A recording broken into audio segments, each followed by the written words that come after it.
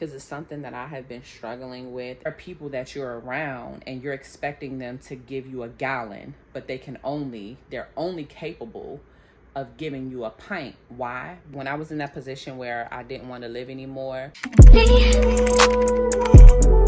you focus on me? Baby, can you focus on me? Hands in the soap, how the faucet running, I keep looking at you.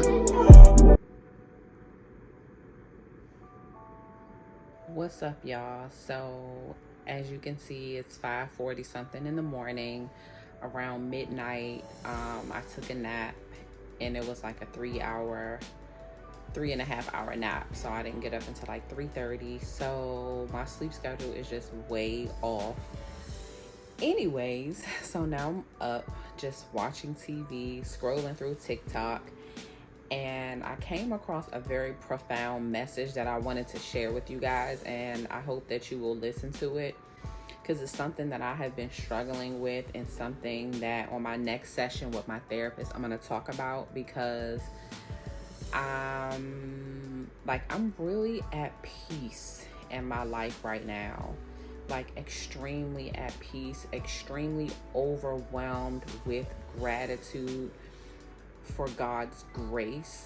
And every day I'm just extremely thankful and grateful. Like my spirit is just so tapped in with the Almighty that I can't praise him enough. With that being said, I still realize that I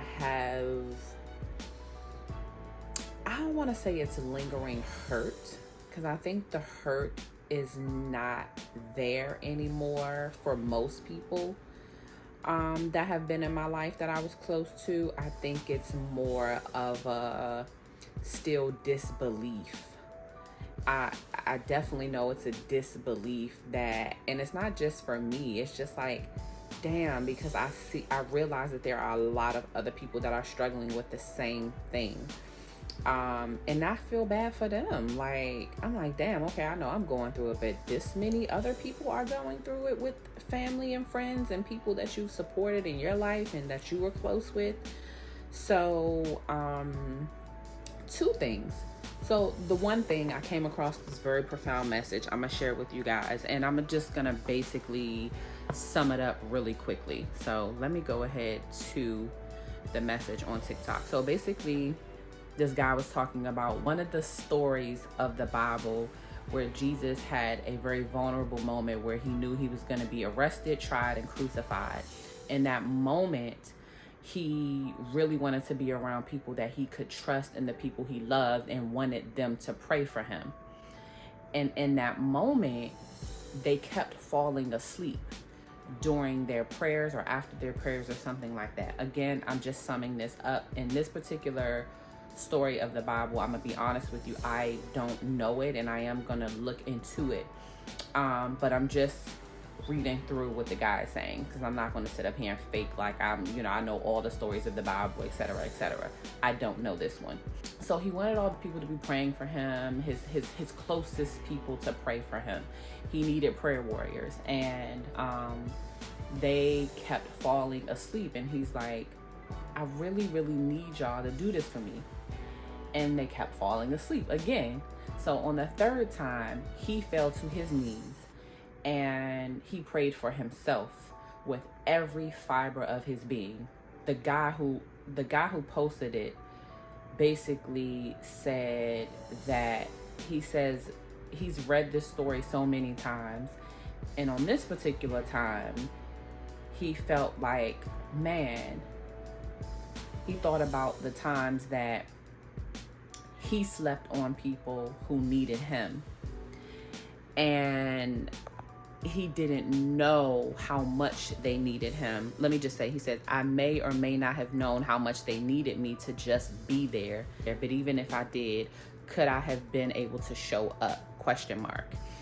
And so I'm reading the comments, and a lot of people are also on the opposite side of that. And I'm one of the people on the opposite side of that. Like, I'm thinking both ways, actually. So I'm not just thinking, oh, it was very selfless of him to be able to say, well, what if those people needed me? But then in my case, I feel like I'm on the opposite side of that, and that, like, I reached this very vulnerable moment in my life where I had a few near-death experiences, and whether they knew it or not, I needed the people that I was close to be there for me. And I tried to explain the magnitude of my situation, but even though I explained the magnitude of my situation, they didn't understand it. And so not only that, the other layer to that is that there are people that you're around and you're expecting them to give you a gallon, but they're only capable of giving you a pint. Why? Because of their own insecurities, because of their own selfishness, because of their own toxic situations. And so we don't look at it like that. We're giving and giving and giving and giving and giving because that's who we are, and we're expecting the people we're around to be like such. And so what I'm learning in this new season of my life is that I know that everybody's not going to be like me, and I have been chosen to be a leader of some sort by being vulnerable with you guys, like being vulnerable, sharing the word, being courageous enough to speak on things that other people are not, so that I can help lead people to God. So I know that I am a leader, and I've been chosen in that way. But I've also been chosen to be obedient. And in that, so these are things, okay, that I'm learning throughout my hurt from other people, throughout this sickness and not feeling understood and being crapped on and being stomped on, that's what it feels like. So I'm learning to be obedient in that I realize that there are people that have the incapability of giving me what I needed. And so in that, God wanted me to grow closer to him, to pray to him, with every fiber of my being, and give him my all, surrender to him my all. And I was able to grow and be as spiritually mature as I am now through the hurt, through the pain, through all of the people who weren't loyal to me. What I'm struggling with now is, so now what? You know what I'm saying? Because I didn't cut people off per se, even though those people that are watching me may feel like, oh, well, she cut me off. You know what I'm saying? I didn't cut people off. I used to cut people off for sure back in the day, because cutting people off is me completely blocking you out of my life. What I've done was I'm living in my peace, protecting my peace. And if I know that on my journey to get to where I am right now, I needed to back away from you, let me just say this. I was pouring so much into other people, even during my sickness, throughout this time of me feeling the way that I am. It feels so good now, because even though I feel like how I feel, like not feeling well and stuff, I would still wake up with other people on my mind. And that's a great thing. That shows my heart. But I wasn't getting poured back into. People think because they reach out to you once a month, that's sufficient. That's not sufficient for somebody going through what I'm going through. That's not sufficient enough. And if we're close, and I'm telling you the magnitude of my situation, again, this shows the lack of understanding or the selfishness of people around you, and how they may not be listening to you, how they may not care as much because they have their own issues going on. But anyway, I'm at peace knowing that I've just kind of released that. I'm not worried about what everybody else has going on in their life. I'm not checking in with those people that I was checking in with before that weren't pouring back into me. And so it leaves space for me to do other stuff, which is focus on my own mental health, pour back into me, pour into my husband, because nobody was pouring into him, you know, while he's dealing with his chronically ill wife and his chronically ill daughter, pouring into my daughter, you know. So as you can probably see how the evolution of my spirituality and my growth, like I have no hard feelings toward these people, you know, aka my family and my friends, but I'm working with God to understand like what's the next step. I'm not yet interested in being around these people, you know, because like why? It's like, is there a purpose? Like what exactly is the purpose for me being around these people?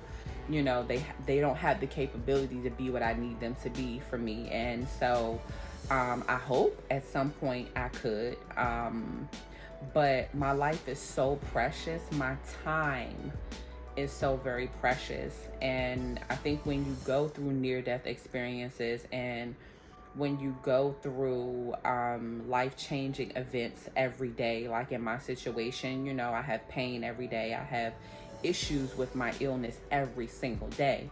So your time is extremely valuable and precious. And I've been in situations where people don't understand that, and they waste your time, and that caused me to be angry. I don't even want to subject myself to that. So I'm opening the door for God to lead other people into my life that are like-minded, and I'm waiting for that patiently right now. But again, I'm in a situation where I'm just like, what do I do with these people if they actually reach out? If they actually reach out, you know, I think everybody kind of gets the picture now. So they decided, I don't think they get the picture. Let me just say that they don't get the picture, but they feel like I've cut them off. They feel like, you know, I'm the outcast, of course, but I'm used to that. But it's like I'm an outcast in a different way now. Like they don't understand. It's just like, it's like people who turn their life over to the Lord in the beginning of their journey, and then they start getting rid of all of the vices and the negative people, you know. It's kind of sort of like that, except I didn't get rid of, I just kind of surrendered and stopped doing the stuff that was taking up space. You know what I'm saying? Like I was just giving and giving and giving, and God wants us to give, but I want to give to people that I feel are deserving of me, you know. And so I'm just stuck, like in a place where I'm like, like if somebody reached out to me and was, you know, invite me to something, would I go? And I wouldn't, because I'm not a person to sweep stuff under the rug. I need to know that you understand my situation, and a lot of people aren't able to apologize. And so I'm not expecting an apology, because that's just not how it works in my family. But in order for me to start somewhere, like that would be what I would need. But yeah, so that was, you know, something I was pondering on, and I just wanted to share that with y'all. Like I'm just so proud of myself for the growth. Like I asked myself this question, like, what is it that you thank God for every day?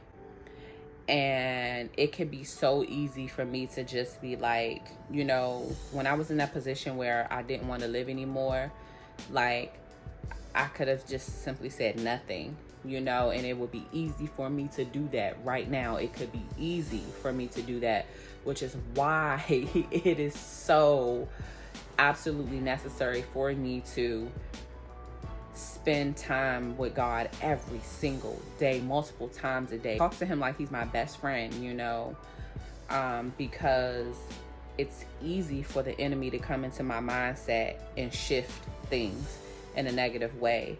But when I answer that question, I always say, I wouldn't be this close to God without this happening. God is giving me peace and joy in the midst of all the pain that I feel. I can still laugh and have a good chuckle from my gut while still not feeling well. And more importantly, how close I've grown to God throughout this situation. I am more spiritually tapped in than I have ever been. And I promise you, by the grace of God, please, because I know anything can happen because the enemy is busy. But for the rest of my life, I don't ever want to grow away from God, get too far away from God ever, because I know we all make mistakes. I know things happen, but I want to get back on track like that. You know, I want to be at that point in my life where I can quickly get back on track. You know, he thought I was strong enough, or knew I was strong enough to be able to go through this. And he chose me to go through this to bring me where I am. And yeah, I still live with sickness. And so it's easy for somebody to shift that thought and be like, well, God, why me? Girl, child, I done said it all. I done said that. I done said, why me? I done said, why my family? Why? I have complained and complained and cried and thought negatively and didn't want to be here anymore, and all of the things, to now being able to live in this light. So I just wanted to share that message with y'all. This one message made me think about all of that. And so hopefully somebody will look at this message and see it, and I hope that it will bring you some peace.